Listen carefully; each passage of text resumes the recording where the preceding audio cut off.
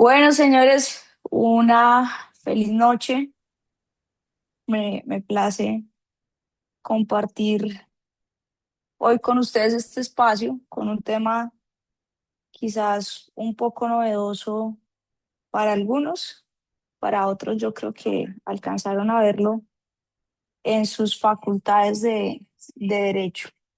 El tiempo es corto, va a ser un reto poderles explicar pues todo el procedimiento de insolvencia económica, pero suelo ser muy didáctica, entonces les voy a pedir que alguna duda, si hay alguna inquietud, por favor la apuntan para poder desarrollar el módulo en la primera parte, resolver dudas y si alcanzamos, hacemos un espacio de preguntas y si llegan a necesitar algún material adicional o de pronto una información adicional, con todo el gusto la brindo, ¿vale?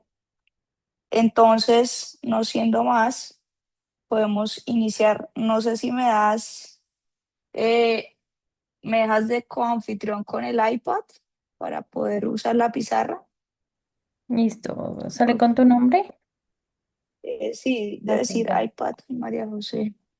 listo. ¿Ya?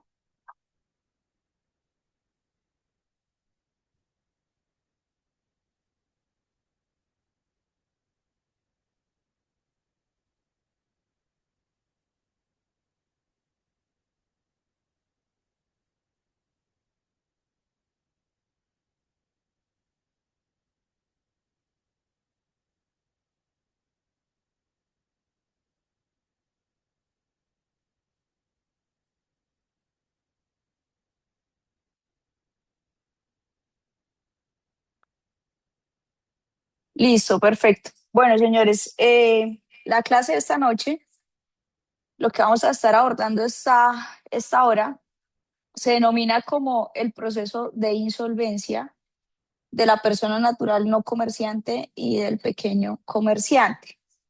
Sea lo primero ponerlos en contexto de qué es insolvencia. Insolvencia sencillamente es la iliquidez o la incapacidad de pago de una persona a sus acreedores. Llámense bancos, llámense personas naturales, llámense cooperativas, llámense entidades públicas, absolutamente cualquier deuda que pueda tener una persona, pues viene a un proceso de insolvencia como un pasivo. Actualmente en Colombia tenemos el procedimiento de insolvencia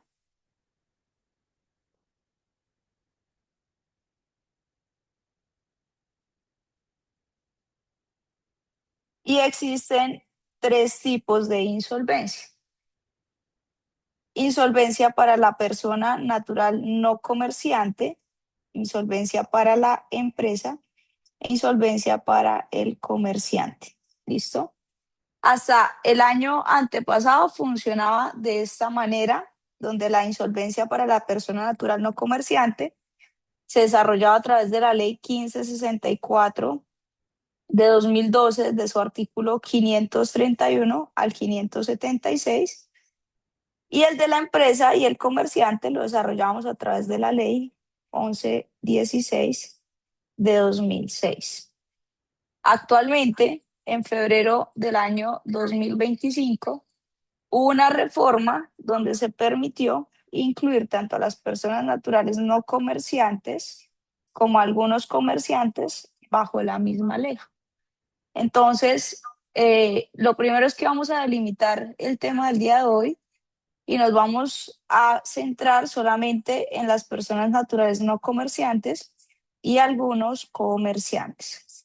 Entonces, la ley que vamos a desarrollar o el procedimiento que vamos a desarrollar el día de hoy es la insolvencia de la persona natural no comerciante y pequeña comerciante. ¿Dónde encuentran esta ley? La encuentran en el Código General del Proceso, que es la ley 1564 de 2012, igual artículos 531 al 576, reformada por la ley 2445 del 2025. Este es su marco normativo.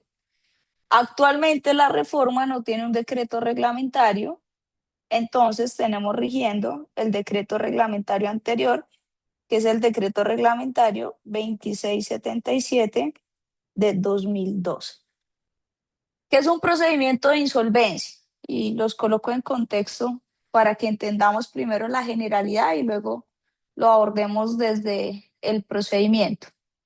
El proceso de insolvencia es una ley en Colombia, es un mecanismo 100% legal, es una herramienta legal y financiera para aquellas personas que aún teniendo ingresos o sin tener ingresos, no son capaces de pagarle a sus acreedores.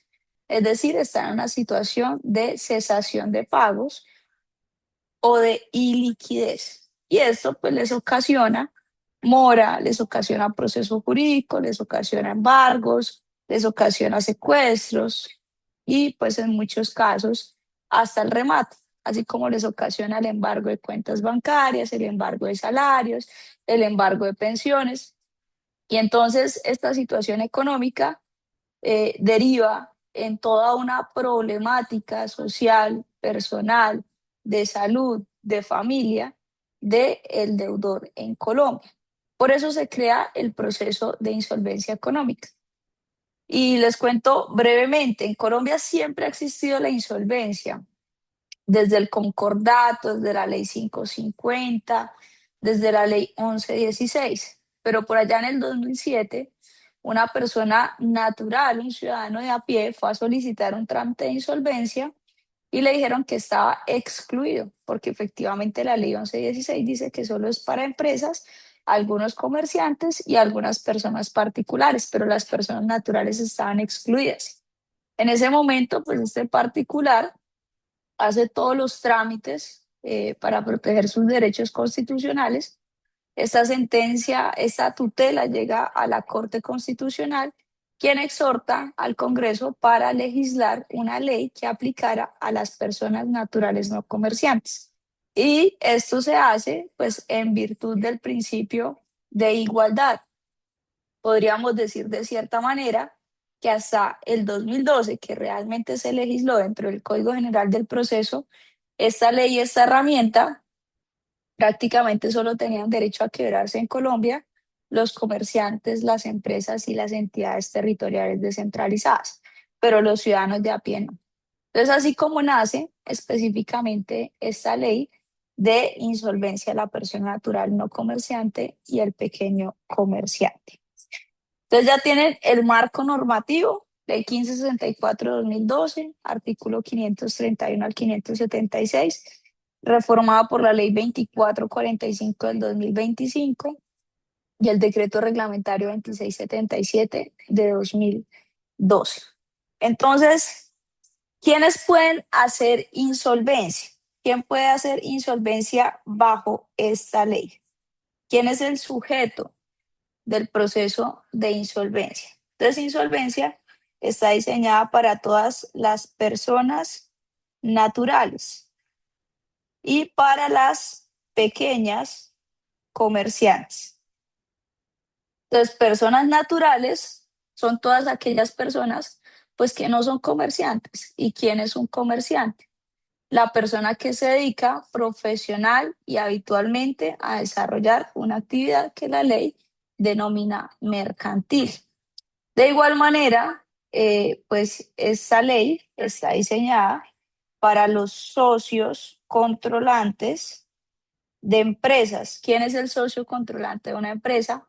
En sentido estricto y no de pronto en un sentido amplio, porque este concepto de socio controlante, cuando se aborda desde el derecho comercial, es demasiado amplio, pero para la ley es básicamente el que ostenta más del 50% de las acciones de la empresa. Pero esto tiene pues una excepción que ya se las voy a mencionar.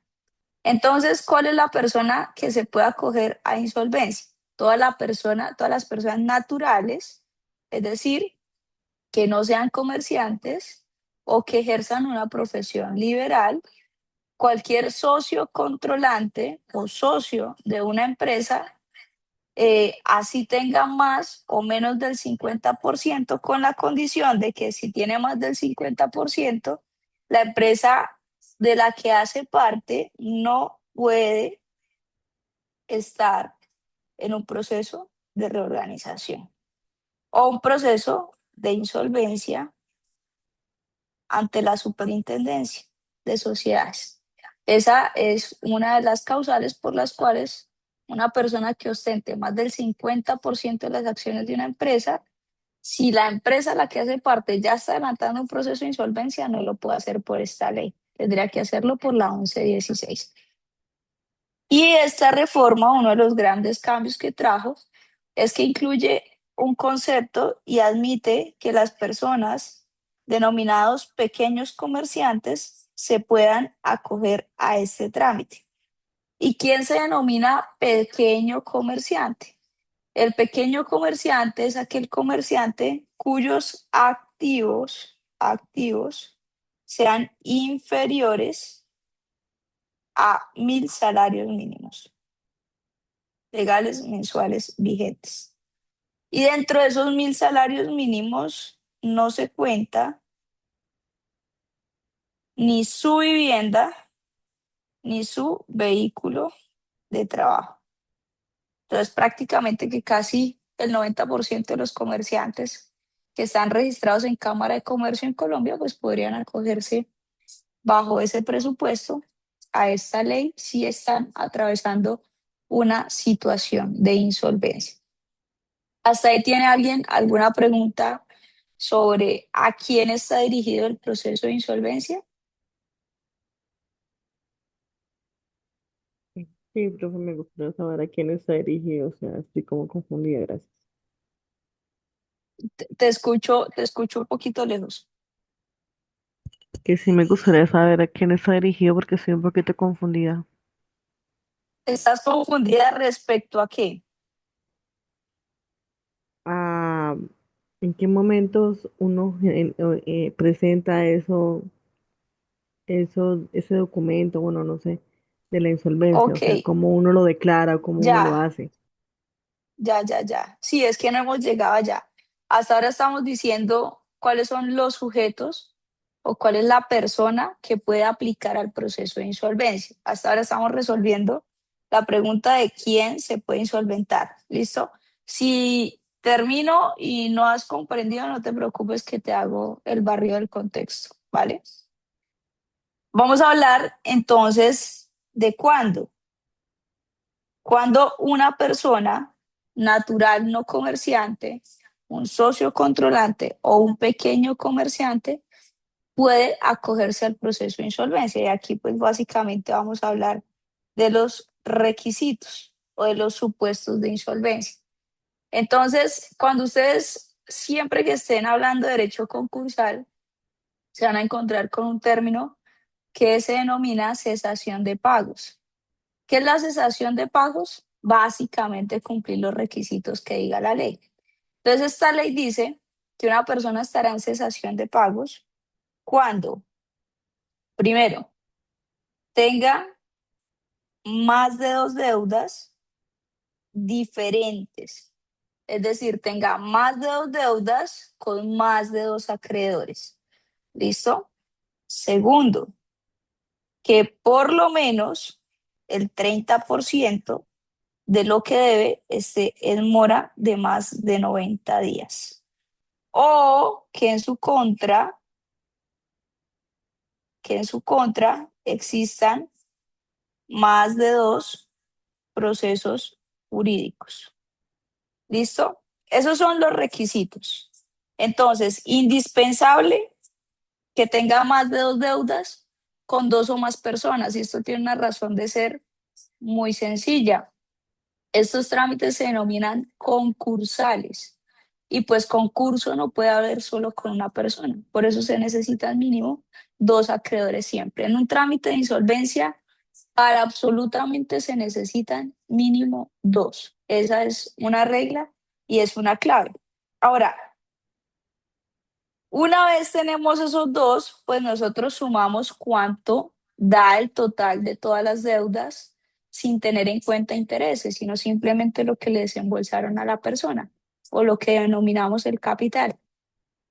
Una vez tenemos ese capital sumado de absolutamente todas las deudas, porque en insolvencia ingresan todas las deudas, deudas de alimentos, deudas fiscales, deudas laborales, deudas de vehículos, deudas de viviendas, deudas de proveedores, deudas de servicios, deudas con particulares, tarjetas de crédito, pagarés.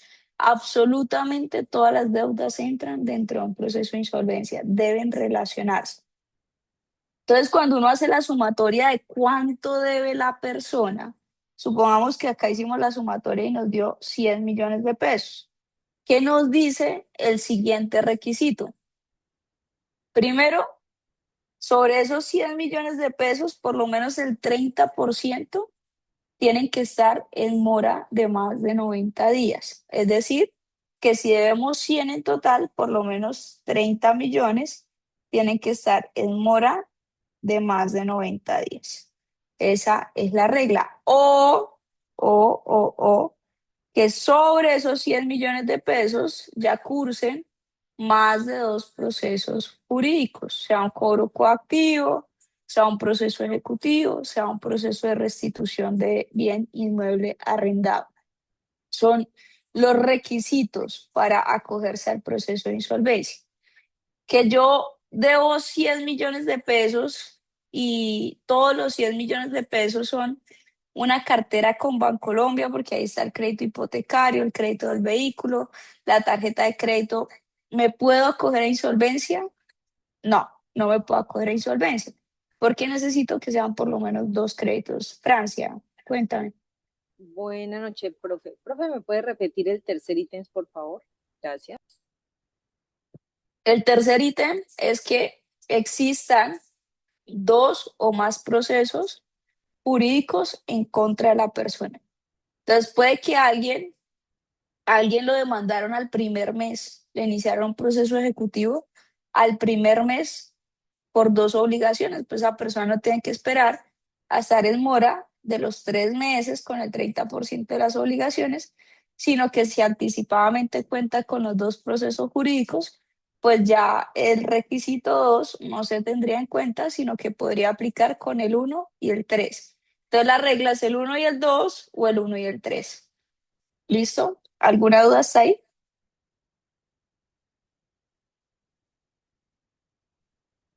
Doctora, una Perfecto. pregunta. Sí. Qué pena, doctora. El requisito número 2, su merced me lo podría como esclarecer un poquito, ¿cómo explica? Mm, claro. Entonces, cuando uno recibe a una persona que está en situación de insolvencia, lo primero que tiene que preguntarle es a quién le debe y cuánto le debe. Es lo más básico. Entonces tú empiezas a hacer el listado. Entonces Juan le debe a Bancolombia, a Colpatria, a Da Vivienda y a Nubank. Y le debe a Avevillas. ¿Cuánto les debe? Les debe 20, 20, 20, 20 y 20. ¿Cuánto suma esto? 100 millones de pesos. Entonces, hasta ahí tú ya hiciste la tarea. Debes 100 millones de pesos. Entonces, esta persona, primer requisito, check. ¿Por qué? Tiene más de dos deudas con entidades diferentes, con más de dos entidades diferentes. Acá tiene 5 entidades diferentes. Entonces, primer requisito, check. Ahora, segundo requisito, que por lo menos el 30% de la totalidad de sus deudas esté en mora de más de 90 días. ¿Cuánto es el 30% de 100 millones de pesos? Respóndeme tú mismo, Jesús, que me estabas haciendo la pregunta.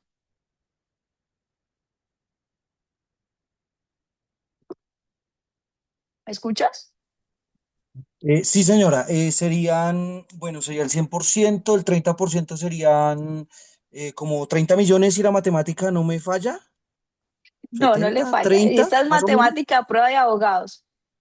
100 millones es el 100%, efectivamente el 30% son 30 millones de pesos. ¿Qué te dice ese segundo requisito? Pues que por lo menos 30 millones tienen que estar en mora. ¿Qué pasa si esto está al día, esto está al día, esto está al día y esto está al día? Y esto, si está en mora de 90 días. ¿Puedes hacer insolvencia? Para Solo este tienes 20 caso, millones en mora. no. Para No, este no caso, no. cumple. No No cumple. cumple. Exacto. Ahora, ¿qué pasa si este está en 90 y este está en 90? Mira, ¿cuánto tengo en mora? Más de 90 días, 40 millones. ¿Cumple? Sí cumple, porque es el 30% y está en mora de más de 90 días. Con más de 2 acreedores. Siempre, ojo, siempre necesitan 2. 2 para todo. 2 para todo en insolvencia. ¿Listo? Ahí me entendiste, Jesús? Sí, señora, muchas gracias. Con gusto. Doctora, Celina. Sí, buenas noches, doctora. Una pregunta, es que hace un tiempito una conocida mía me salió con la duda que Se te escucha ella entrecortado, mujer. tiene Se te una escucha deuda entrecortado. acumulada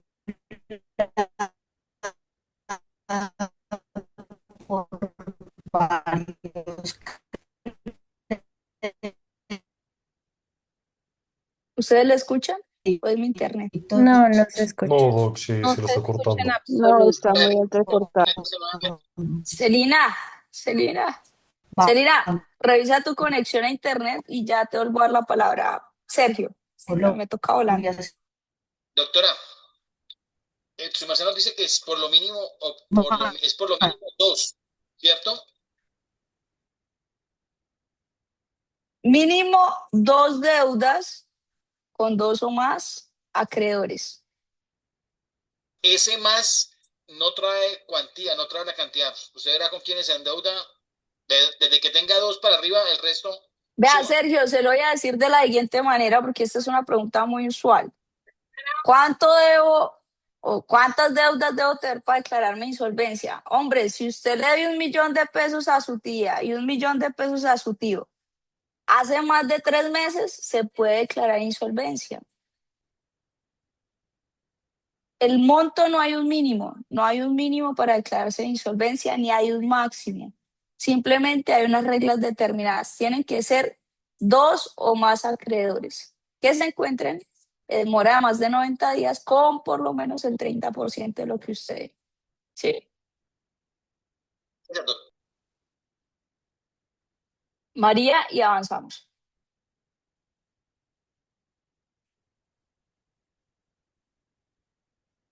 No, sigamos. Ya te doy la palabra, Celina. Revisa por favor tu conexión. Entonces ya respondimos la pregunta. Dime. Ay, qué pena, doctora, interrumpirla. Es la última intervención, es algo corto. Quería saber si las Dale, acreencias dale, dale, laborales dale. entraban. Aprovechemos, dale, dale.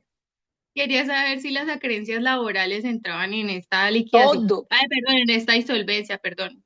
todo, absolutamente todas las deudas entran en la insolvencia de la persona natural y el pequeño comerciante. Laborales, fiscales, alimentos, vehículos, bancos, personas naturales, si fui codeudor, fiador, avalista, tercero garante, absolutamente todas las deudas, servicios públicos, administración, la tienda de la esquina, mi amigo, mi mamá, mi papá, todas las deudas entran en insolvencia. ¿Listo? Gracias, doctora. Entonces, con gusto. ¿Quién?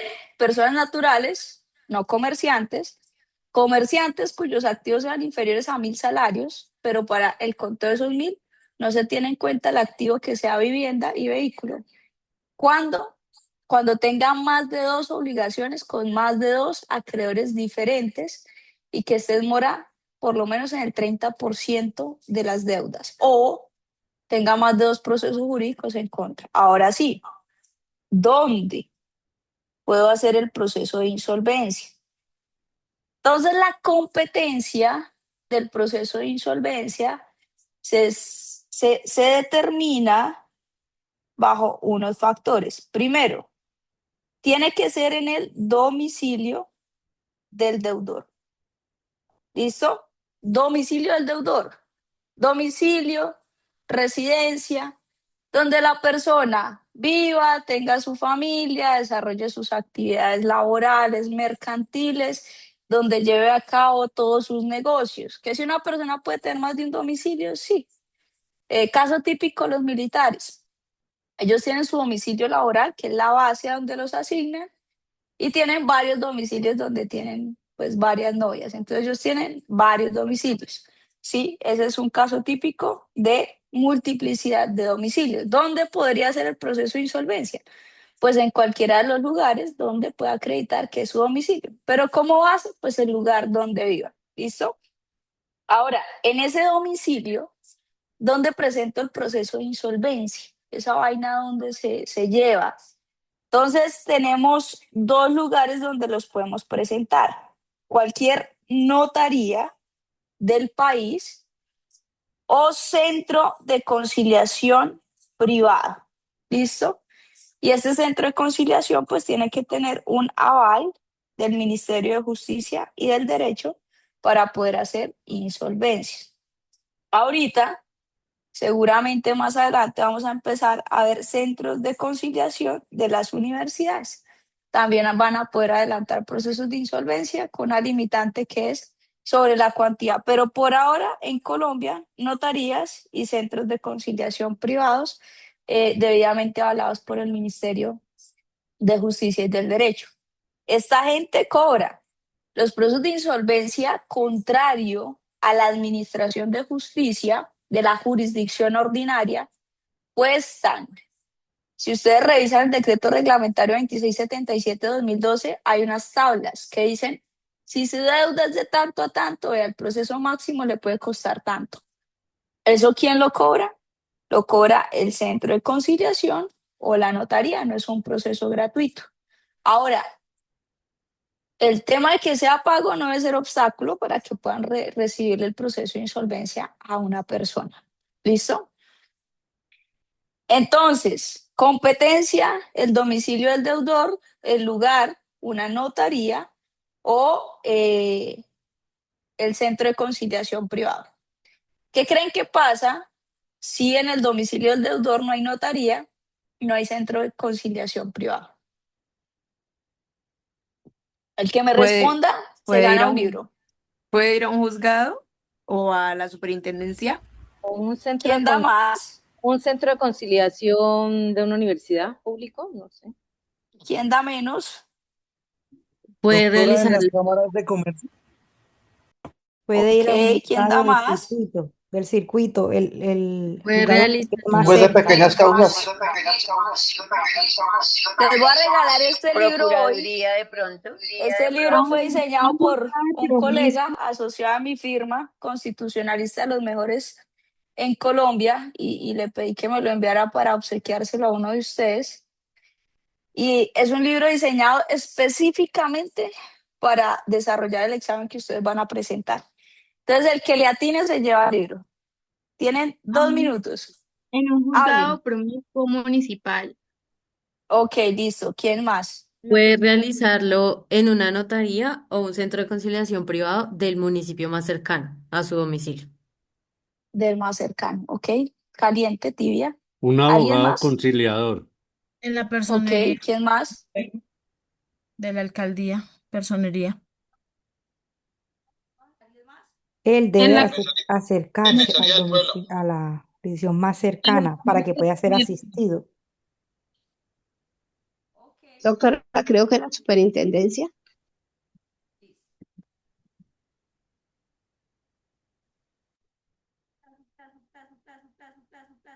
Para la insolvencia de la empresa o los comerciantes que no están por esta ley. ¿Listo? Entonces, Doctora, acá no la la escucha casi. superintendencia. Segundo. Doctora, se le escucha lejos. Dale un segundo, ya estoy desactivando acá mi YouTube porque es que es el problema de usar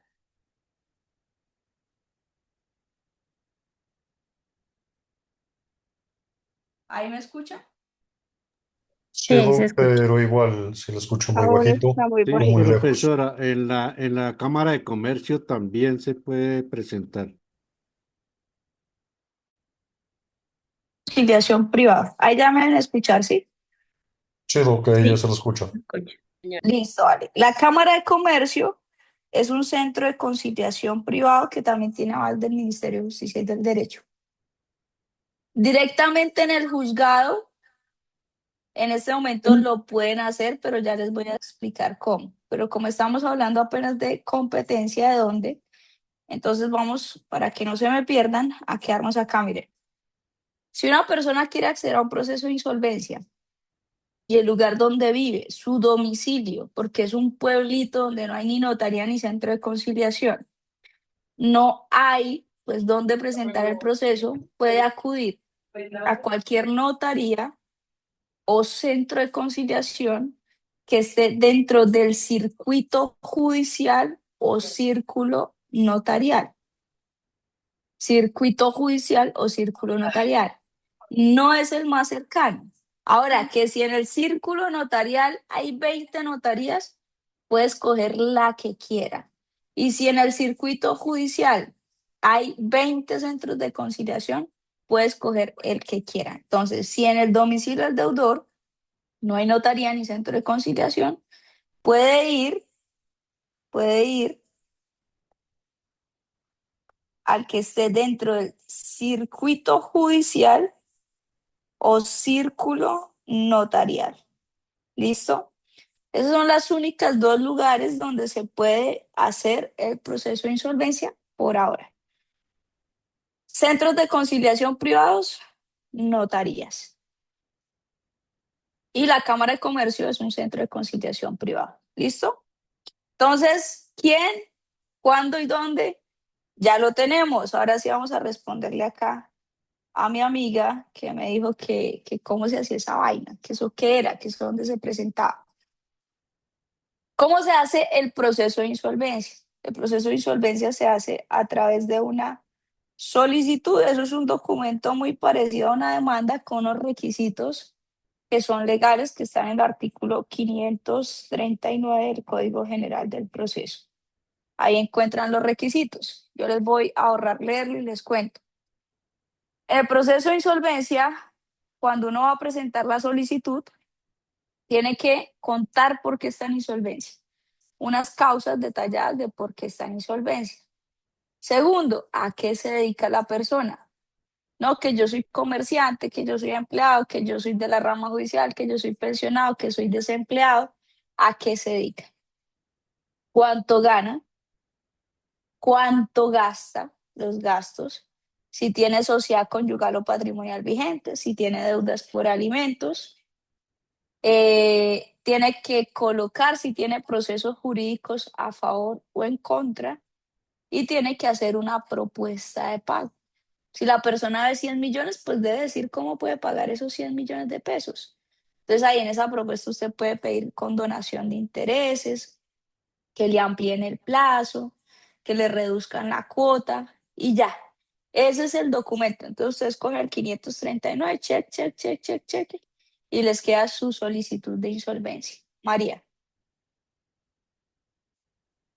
Doctora, una pregunta. Es que los suelos, o sea, hablando de los requisitos para que se admita esa solicitud en un centro de conciliación, yo quiero saber en qué parte de la normativa está, por ejemplo, el hecho de que admitan o inadmitan o rechacen una solicitud de eso. O sea, qué facultades si no son una jurisdicción como tal, o de pronto soy yo la que está equivocada porque no entiendo por qué en los autos salen ese tipo de cosas, de si admiten o no esa solicitud.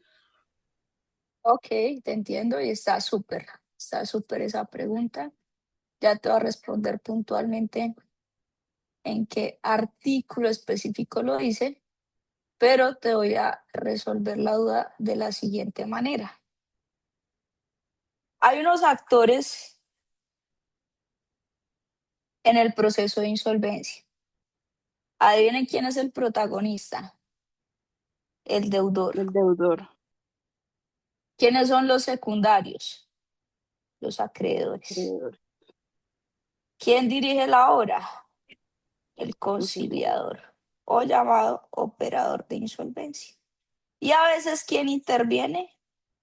El juez. Entonces, tu pregunta se resuelve porque este señor conciliador, que para ser conciliador debió haber hecho un diplomado en conciliación extrajudicial en derecho y un diplomado en insolvencia económica, y debe estar registrado en el Ministerio de Justicia y del Derecho con un registro que lo certifica como operador de insolvencia. Constitucionalmente, los conciliadores y los conciliadores en insolvencia tienen funciones jurisdiccionales transitorias. Es decir, que desde que ellos son nombrados para conocer de un proceso de insolvencia, actúan como jueces. Entonces tienen la facultad de admitir, inadmitir o rechazar un proceso de insolvencia. ¿Despejada tu duda? Sí, perfecto. Lo que pasa es que de pronto escuchaba a un profesor del externado que hablaba de más o menos el tema, pero sí decía que estaba mal dicho o no recuerdo en qué parte de mi educación académica había escuchado que, o sea, que no estaba bien que ellos en los autos, por así decirlo, decidieran admitir o rechazar una solicitud de esas como si estuvieran impartiendo este tipo de jurisdicción o competencia, ¿sí? Como algo legal, como administrando justicia, ¿sí? Pero no, pero sí me quedó claro, muchas gracias. Vale.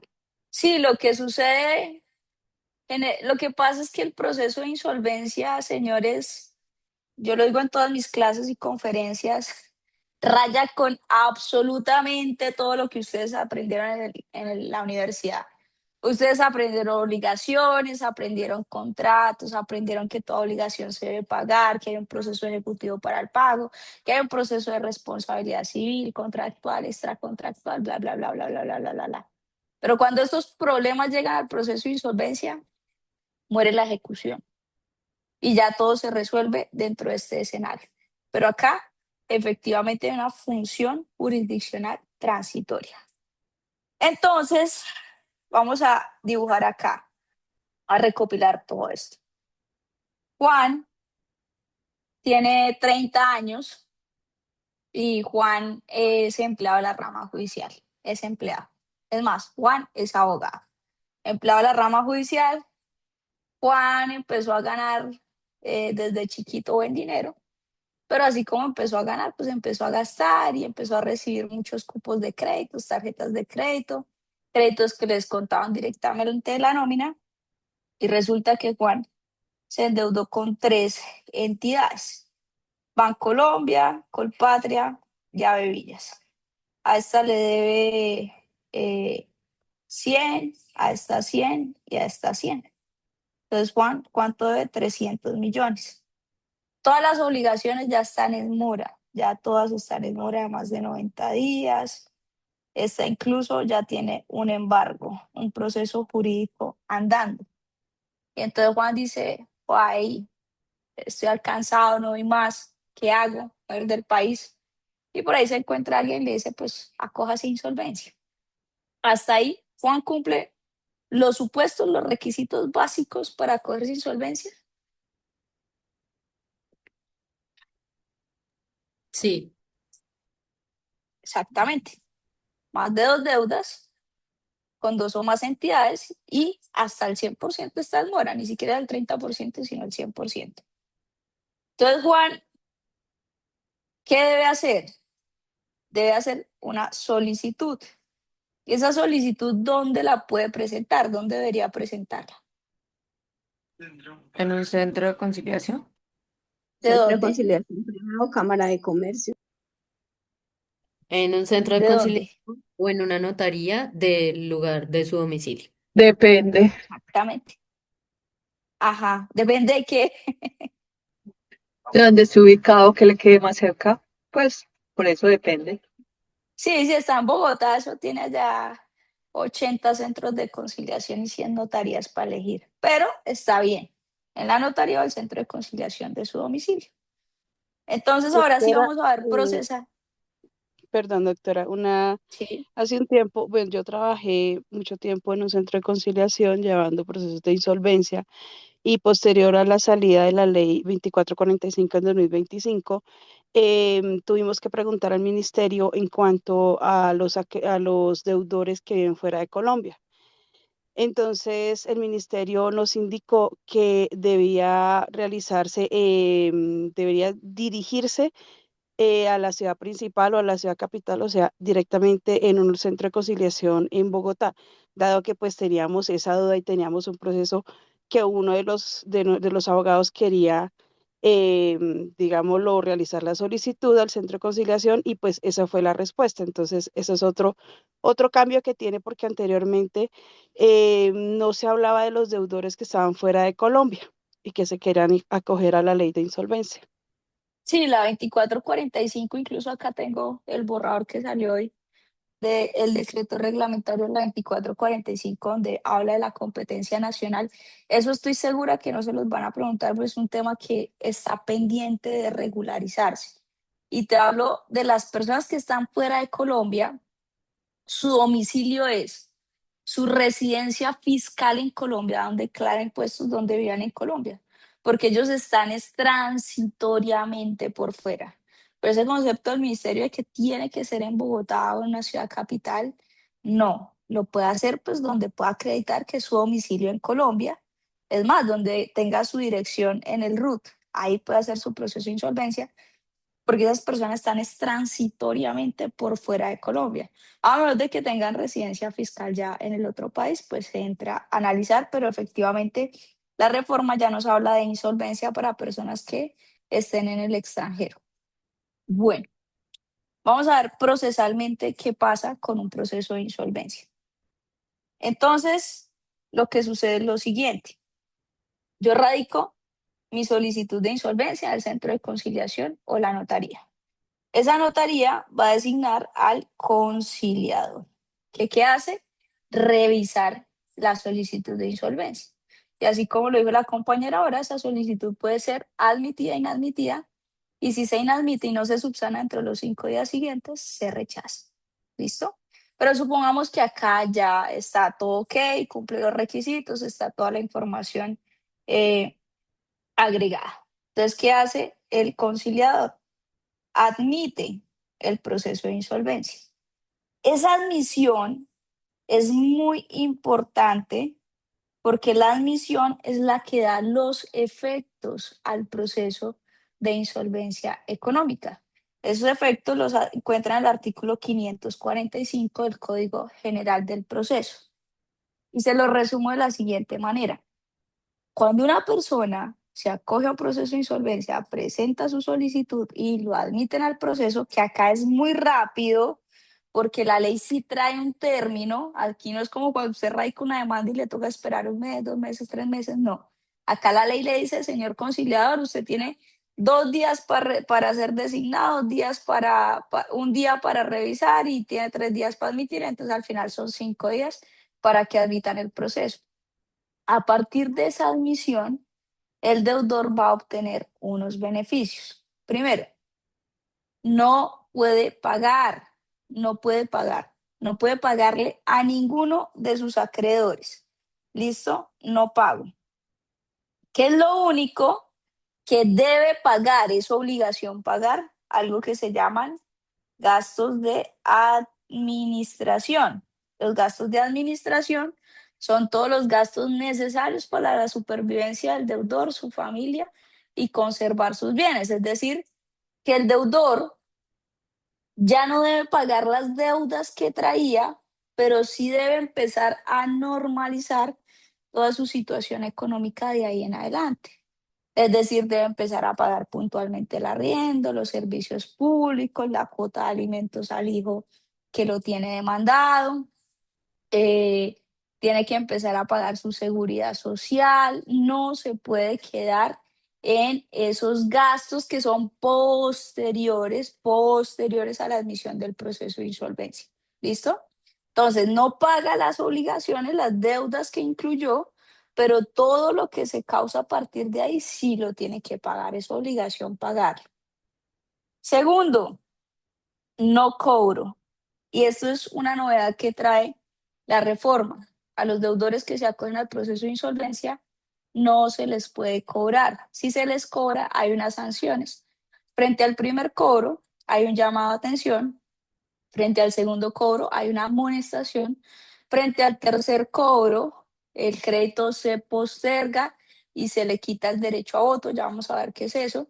Y frente al cuarto cobro, pues se envía una sanción ante la Superintendencia Financiera de Economía Solidaria para que imponga una multa hasta el 10% de lo que el deudor le debe al acreedor. Entonces acá se prohíbe el cobro. Eso en la práctica en realidad pues no funciona así, siguen cobrando.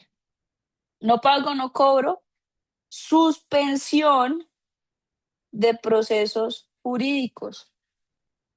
Entonces, suspensión de procesos ejecutivos de cobro coactivo, que son los que adelantan las entidades públicas por pago de impuestos, y suspensión de procesos de restitución de inmueble arrendado. Son los tres tipos de procesos que se suspenden con el inicio del proceso de insolvencia.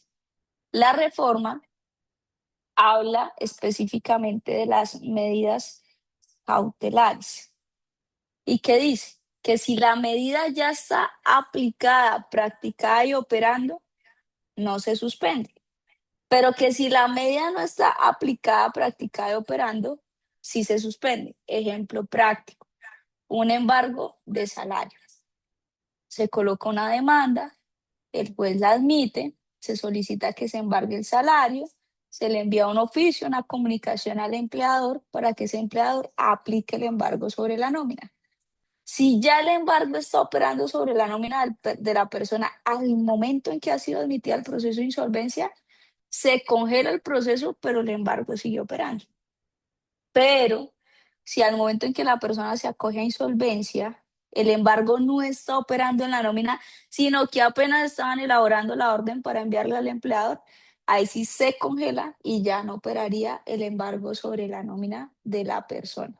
Entonces eso sobre la suspensión de procesos, prohibición de que inicien nuevos procesos jurídicos en contra de la persona y suspensión de descuentos de la nómina.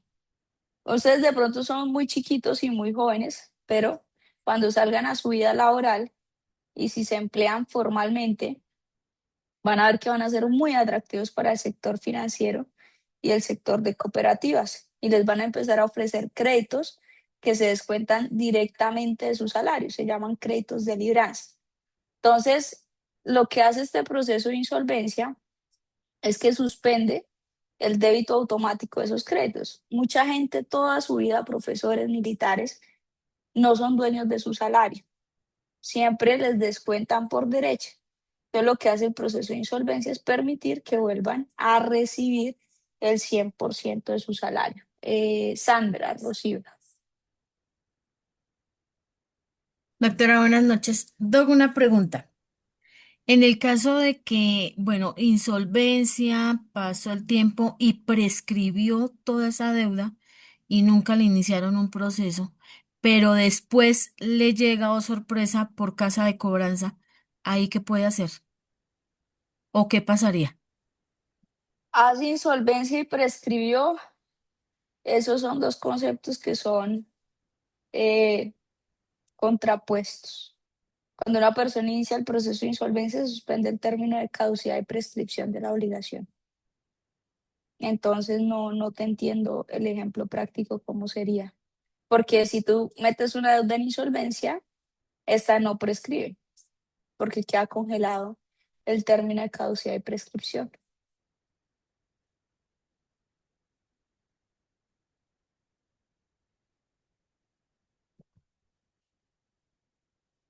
¿Sí?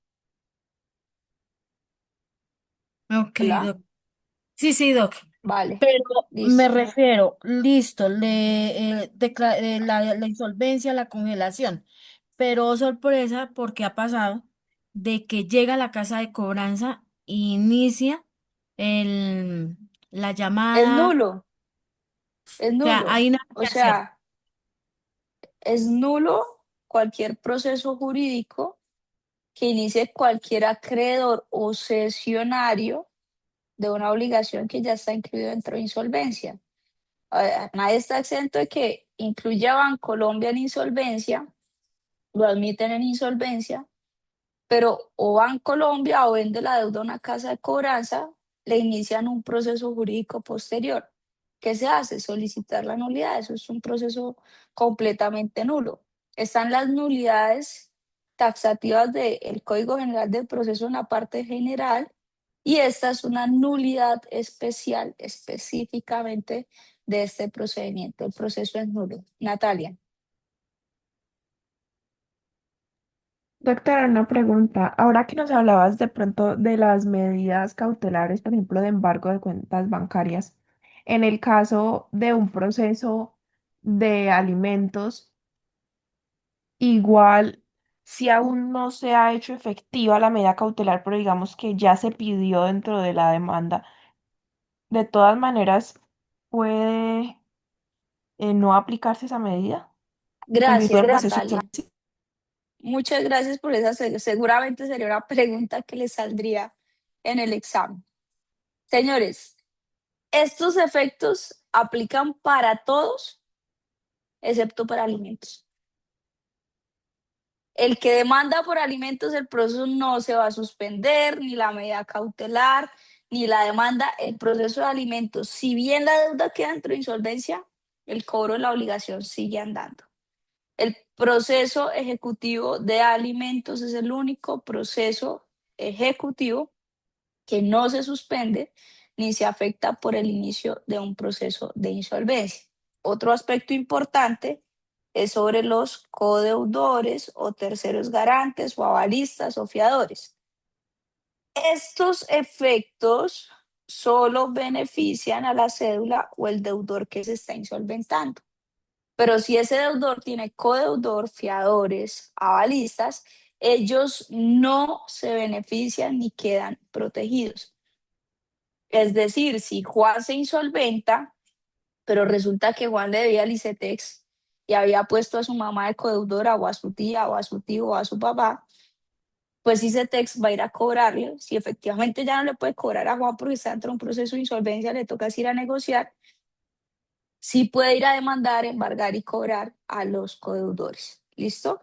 Entonces, son dos temas súper importantes acá en los efectos. Entonces, cuando una persona inicia un proceso, no puede pagar, no le pueden cobrar, se suspenden los procesos jurídicos en su contra, excepto alimentos, se prohíbe que se inicien nuevos y si se inician serían nulos y se recobra el 100% de su nómina porque se produce la suspensión de los descuentos o débitos automáticos. ¿Listo? Voy a avanzar y ya les doy la palabra. Una vez se admite el proceso, este procedimiento se desarrolla en audiencias. Este procedimiento tiene una duración en promedio de 60 días, prorrogable por 30 más, es decir, que puede durar 90 días hábiles. Para los comerciantes, el tiempo es el doble. ¿Listo? Para las personas naturales 90, para los comerciantes 180. ¿Qué pasa cuando se admite el proceso? Se llama a una audiencia de conciliación. Se notifica a todos los actores del proceso y se llama una audiencia de conciliación. En esa audiencia de conciliación, pues en la primera audiencia se escucha a las partes, siempre va a haber derecho de contradicción en este procedimiento, se escucha a las partes a ver si tienen algún reparo sobre la solicitud de insolvencia o la admisión, se revisa que todos los créditos estén bien y acá la revisión de los créditos es frente a tres aspectos: naturaleza, existencia y cuantía. Naturaleza, ¿qué es? En Colombia no todos los créditos son iguales. Existen unas clases, unas categorías según el Código Civil. En primer orden están los créditos de alimentos, laborales y fiscales. En segundo orden, las prendas o créditos de vehículo. En tercer orden, las hipotecas. En cuarto orden, los proveedores. Y en quinto orden, todo lo demás, lo que no tiene garantía. ¿Por qué el orden es importante? Porque de esa misma forma se paga en un proceso de insolvencia. Ejemplo, 1, 2, 3, 4, 5. Fiscales, debemos a la DIAN. Prendarios, debemos el carro. Hipotecarios, debemos la casa. Proveedores, digamos que debemos, no sé, pongamos acá que son servicios públicos. Y acá debemos un crédito de libre inversión al banco. Ahí están las 5 categorías. Entonces, digamos que a este le debemos 10, a este 10, a este 10, a este 10 y a este 10. Y nuestro deudor solo puede pagar 1.000.000 de pesos mensual. ¿Por qué es importante el orden o la prelación de créditos? Porque asimismo se paga en insolvencia. ¿Qué quiere decir eso?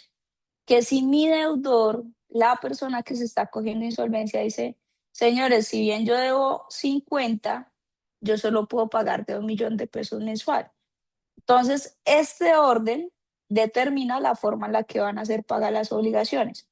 ¿Qué quiere decir? Que los primeros 10 meses solo va a recibir la DIAN y los demás esperan. Los siguientes 10 meses solo va a recibir el del carro y los demás esperan. Los siguientes 10 meses solo va a recibir la de la casa y los demás esperan. ¿Cuánto llevan esperando los de los servicios para poder recibir pago? 30 meses. Entonces luego vienen los servicios y al final el crédito de libre inversión. ¿Cuánto tuvo que esperar para empezar a recibir pagos? Pues 40 meses. Por eso es importante el orden de prelación de créditos. ¿Qué pasa si ese orden no está bien? Si de pronto la DIAN no me quedó acá de primera, sino que me quedó de últimas.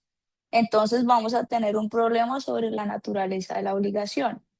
¿Qué pasa si de pronto yo coloqué que tenía una deuda con mi mamá de 200 millones de pesos y a alguien le parece sospechoso y dice que esa obligación no existe? Pues entonces hay un problema de la existencia. ¿Y qué pasa si yo digo que le debo al carro 10, pero ellos dicen que son 20? Pues voy a tener un problema sobre la cuantía. Y cuando existen este tipo de problemas, el proceso se va a algo que se llama objeciones. Es la primera vez que interviene el juez en el proceso. Y apunten acá porque acá también hay un tema de competencias. El juez interviene en 2 etapas, o más bien hay 2 tipos de competencias. Primero, el juez va al juez civil municipal cuando las obligaciones sean hasta de menor cuantía y va al juez civil del circuito cuando las obligaciones son de mayor cuantía. ¿Listo? Entonces ahí hay que revisar cuánto fue que sumaron las deudas para saber si va al juez civil municipal o de circuito. Si acá suman 50 millones, ¿a qué juez va? Puede civil ¿A municipal, ¿no? qué? Juez civil municipal, pero es una obligación de menor cuantía. ¿Listo? El proceso queda congelado hasta que regrese del juez. Entonces seguimos con nuestro procedimiento. Regresa del juez, todo está ok, todo quedó bien graduado.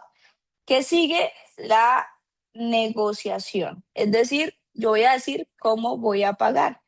Y luego vienen las reglas de la votación. Los procesos de insolvencia funcionan similar a las mayorías en una asamblea, en una junta, todo lo que tiene que ver con derecho societario. Acá hay unas reglas. Un proceso de insolvencia puede terminar de 3 formas: un acuerdo de pago, un acuerdo bilateral o una liquidación patrimonial. Entonces, miremos las reglas. Siempre, siempre, siempre, siempre para acuerdo de pago se necesita la pluralidad, es decir, por lo menos 2. Entonces, acá miramos. Si yo propongo pagar todas las deudas a 5 años, es decir, 60 meses, necesito el 50% más 1. Si yo propongo pagar a más de 5 años, necesito el 60% de las obligaciones. Entonces, ¿eso qué quiere decir? 25, 25, 25 y 25. Digamos que yo debo acá 100 millones de pesos a 4 acreedores de 25 millones de pesos. y yo digo, señores, yo les voy a pagar de a 1 millón de pesos mensual. Si yo digo que voy a pagar de a 1 millón de pesos y debo 100 millones, ¿cuánto tiempo me voy a gastar?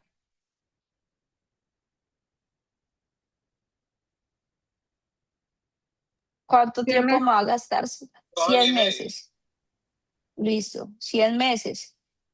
Y según las reglas que acabé de escribir, ¿qué porcentaje necesitaría?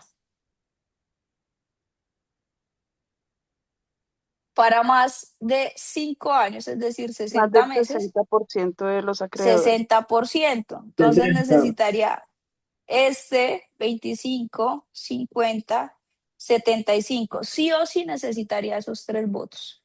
Sí o sí. Pero ahora yo digo que voy a pagar en cuotas de 2 millones. ¿Cuánto me voy a gastar? ¿Cuántos meses si pago 2 millones para pagar 100? 50 meses. 50 meses, o sea, menos de 5 años. Y cuando son menos de 5 años, ¿qué porcentaje necesito? El El 50%. 50 más 1, no, 50. 50 más 1, o 50 0,000000005. ¿Listo? ¿Ahí me escucha? Sí, ¿Me doc. escucha? Entonces, al final, si mis deudas fueran estas, pues también necesitaría 3, porque si solo tuviera 2, tendría el 50 cerrado, y no es el 50 cerrado, es más del 50%, dice la ley. Entonces, así funciona para llegar a un acuerdo. ¿Qué pasa si no llego a un acuerdo? O sea, ¿qué pasa si yo propongo que voy a pagar a 50 cuotas, pero solo obtengo el 50% y me hizo falta ese 0,0001? El proceso se va a una liquidación patrimonial. El proceso de liquidación patrimonial les va a volar la cabeza. El proceso de liquidación patrimonial es un proceso que se desarrolla o ante el juez civil municipal o ante el juez civil del circuito. ¿Dependiendo de qué? De la cuantía. Partida. La cuantía. ¿Qué respondió Noribel? Sí, ¿Cierto? señora. Y yo, Acabas de ganar. Listo. Gracias. Ahora pides que me envíen tu número para hacértelo llegar. Entonces depende de la cuantía. ¿Listo? ¿Qué es el proceso de liquidación patrimonial? Primero, el proceso de liquidación divide en dos el patrimonio del deudor. Todo lo que traía hasta ese momento paga todas las deudas. Todo lo que adquiera a partir de ese momento se paga con su nuevo patrimonio. Y el proceso de liquidación es un proceso que raya con todo lo que aprendió en derecho civil y en derecho de responsabilidad. Y es, si la persona tiene bienes embargables, paga con esos bienes. Entonces, si esta persona debe 100 millones y tiene una casa de 100 millones, pues ¿qué hace? La entrega para pagar. Pero si la persona no tiene bienes o son inembargables, la ley lo exonera de pagar. Entonces, fácilmente, una persona debe 100 millones de pesos y esa persona, su único activo es un celular. Es lo único que tiene esa persona. ¿Qué creen que pasa con esos 100 millones si se da un proceso de liquidación? Se convierten en acreencias naturales. Las obligaciones mutan a naturales. ¿Y eso legal y jurídicamente qué es? ¿Quién me describe qué es una obligación natural? Doctora, las obligaciones naturales son aquellas que no son exigibles judicialmente. Por el contrario, si el deudor quiere cumplirlas, se deja como a la moralidad de él que las cumpla, pero si no lo hace, no se pueden exigir. Exactamente, es una obligación moral. Usted sabe que la tiene, pero no tiene la obligación de pagar. Y el acreedor no tiene la potestad de exigir el cobro jurídica o coactivamente. Entonces, ese es el proceso de insolvencia económica. La reforma trae acá algo bien particular que son los acuerdos bilaterales, que es un mix entre llegar a un acuerdo e irse a una liquidación. ¿Y qué dicen los acuerdos bilaterales? Que si el deudor tiene una casa con crédito, un vehículo con crédito o un leasing financiero, no operativo, financiero, y tiene adicional a eso más deudas, pongamos de 500 millones de pesos, él puede elegir, después de haber intentado la negociación con todos y no haber logrado las mayorías necesarias para llegar a un acuerdo de pago, él puede elegir negociar directamente con el de la casa, el del vehículo o el del leasing o los tres al mismo tiempo, solo llegar a un acuerdo para salvar los bienes e irse a liquidación con las demás deudas.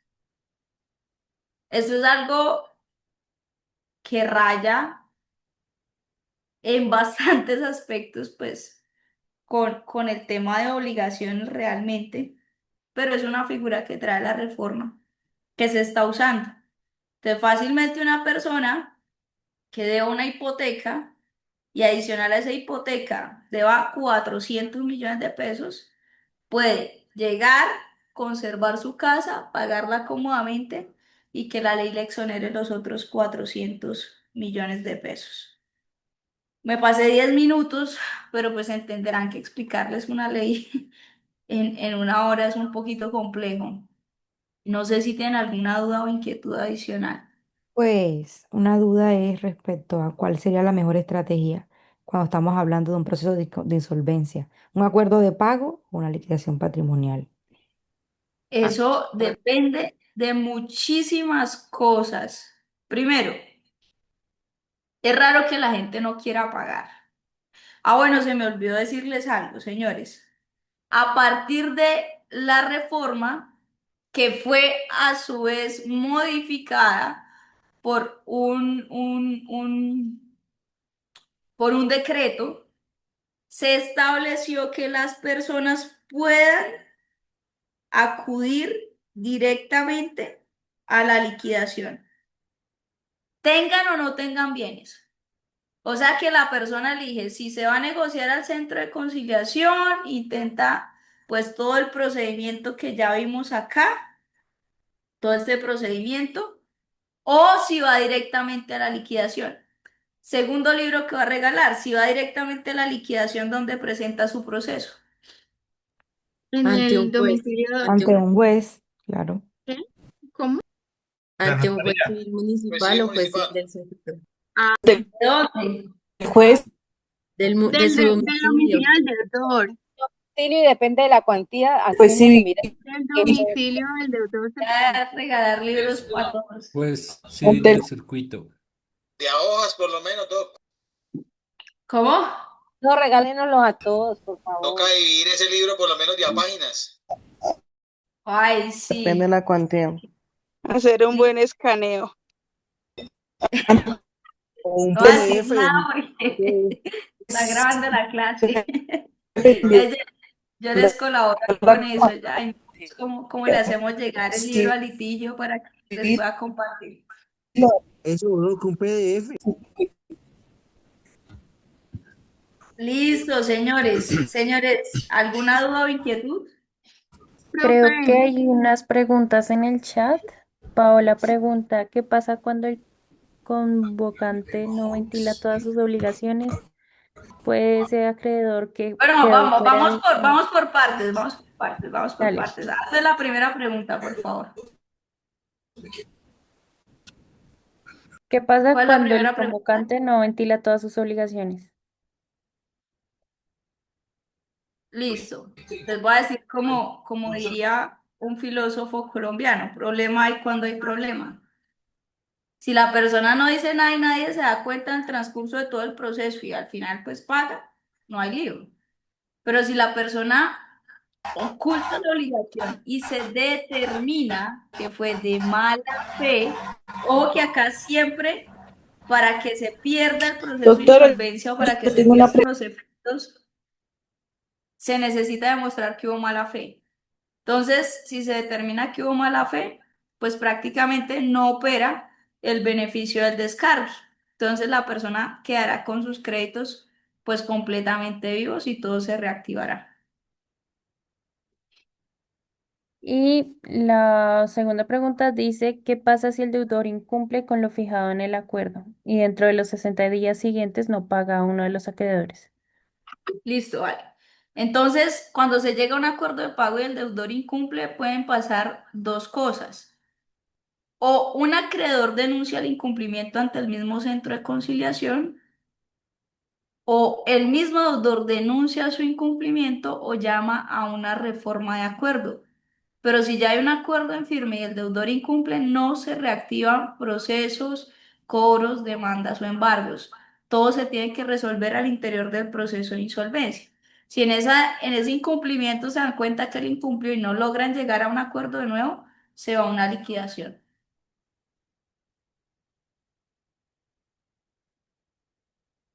¿Cuál era la siguiente pregunta? Y otra También, pregunta Ana Corso, dice, ¿las deudas sí o sí tienen que ser con entidades distintas? Que si no se puede Se iniciar el necesita, proceso si se tiene más de dos con la misma entidad. no, eso lo dije al inicio. Una persona puede tener 8 deudas con Bancolombia, todas con Bancolombia. Tarjeta de crédito, crédito libre, inversión, libranza, consumo, crédito hipotecario, prendario, pero solo con Bancolombia. No cumple los requisitos para cogerse insolvencia. Necesitaría, una vez me hicieron esa pregunta en una conferencia y lo que hice fue que le dije a la persona, tome, le presto 1.000, solucionado el problema. Profe, ¿es posible de pronto tener un correo donde uno se pueda comunicar con usted, de pronto para que me resuelva dudas sobre el tema de insolvencia? Bueno, si litigio me permite, eh, ahí estoy compartiendo mi pantalla. ¿Están viendo mi Sí, pantalla? señora. sí, sí, Sí, profe. señora. Señora. Bueno, yo les voy a compartir unas diapositivas que están recién salidas del horno. Ahí está absolutamente toda la ley con todas las reformas. Déjenme avanzamos. Acá. Vea, pueden escanear ese código QR. Esa es la comunidad académica de mi firma. Por ahí suelo compartir artículos, libros, jurisprudencia. Por ahí pues se programan todos los eventos académicos que hacemos desde conferencias, seminarios, diplomados, las clases que yo dicto. Entonces, si gustan, pueden escanear ese QR y unirse a nuestra comunidad académica. Ahí van a encontrar mi número de WhatsApp. Yo soy la administradora de ese grupo. Entonces ahí pueden encontrar también mi número de WhatsApp que con todo gusto, pues yo despejo todas las dudas. A veces me demoro un poquito en contestar, pero yo siempre contesto, siempre contesto. ¿Listo? Ay, muchas gracias. Bueno, ya copiaron todos el QR, si no, pues igual se lo pasan acá al grupo. Doctora, una Se llama preguntita comunidad pequeña. académica Atria, ¿cierto? Atria Abogados. Atri Abogados.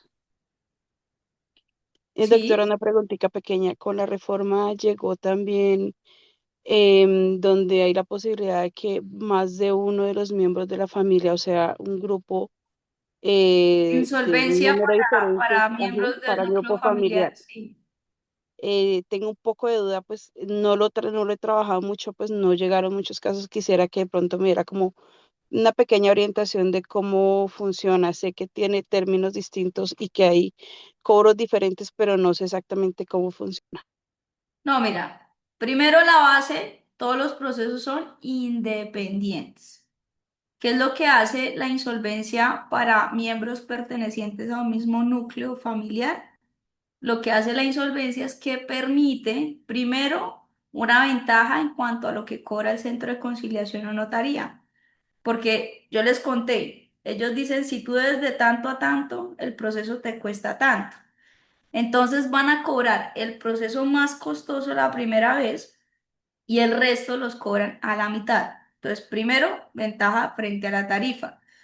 Segundo, que se pueden llevar audiencias coordinadas. Muchas veces se insolventa el esposo y la esposa y resulta que ambos son codeudores en absolutamente todo, tienen los mismos acreedores y eso que nos permite plantear propuestas y negociaciones para ambas personas de la misma manera, teniendo en cuenta no la contabilidad individual ni las finanzas individuales, sino las finanzas de la familia. Entonces, eso permite llevar audiencias coordinadas, pero al final se levanta un acta para la señora, un acta para el señor, y son procesos diferentes. Y lo otro que permite es que todos se envíen al mismo juez para objeciones o liquidación patrimonial. Hay una especie de concentración ahí como para que todo salga al mismo tiempo. Son las únicas diferencias que existen, no existen más.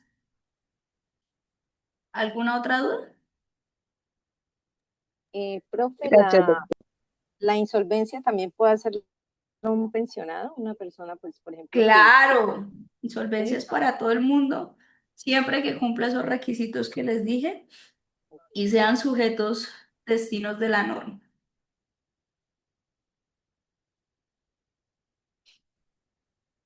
¿Alguna otra pregunta?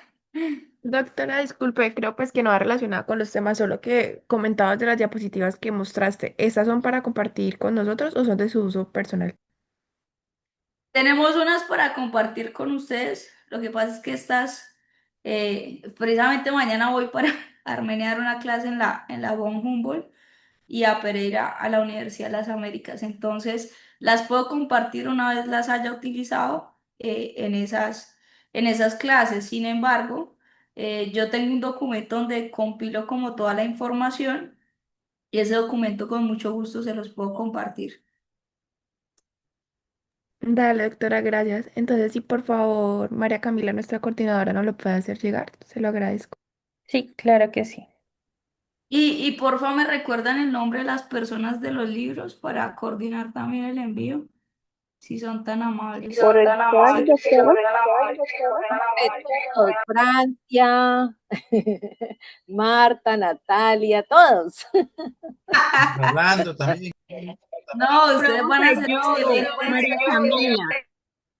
excelentes en concursar, porque son buenos negociadores. Doctora, si Eh, revisamos el video, yo creo que alcanzo a llevarme la pasta, por lo menos del libro. Voy a hacer la Noribel, profe. verificación Se llama de Noribel. Noriel, sí. Sí, por favor, me hacen el favor y me regalan los datos de ellas, de litigio, si son tan amables, Claro que para sí. coordinar el envío. Y voy a hacer una última pregunta para regalar dos y ya. Las tenía preparadas. También tengo un banquito ahí de preguntas que les quería dar, que van más o menos enfocadas al modelo en que se realiza el examen. Sí. Entonces, listo. Contexto. A Juan le aceptan la solicitud de negociación de deudas. Un banco ya había embargado su salario, pero el descuento aún no se había hecho efectivo.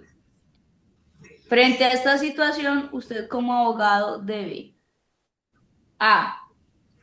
Permitir que continúe el embargo porque ya fue decretado. B. solicitar la suspensión y la no ejecución de la medida cautelar. La B. Ahorita la suspensión. La B. Francia habla primero. La dijo Camila, la dijo Ah, Camila. no, ya tocar el libro. Francia habla primero. No, pero Qué bien. pena. Voy a hacerlo Dije llegar yo. entonces para que se los puedan compartir, listo, que esté dentro de las herramientas que les puede brindar litigio. Señores, les deseo una excelente noche. Me encantó compartir con ustedes. Si tienen alguna duda sobre concursal, bueno, sobre cualquier área del derecho, la firma en realidad tiene especialistas de todas las áreas. Si nos vemos por ahí en algún evento académico con ustedes, que sé que hay personas de todo el país participando de estos valiosos espacios, pues nos tomaremos un café seguramente, ¿listo? Gracias, Entonces, profesora, muy gracias a amable. Litigio, gracias a Gracias por Marco, tu clase, gracias María a Profesor. José. Que Doctora, muchas descanses. gracias. Feliz noche. Muchas gracias, doctora. Que tenga una buena Gracias. noche. Gracias, Bueno, doctor.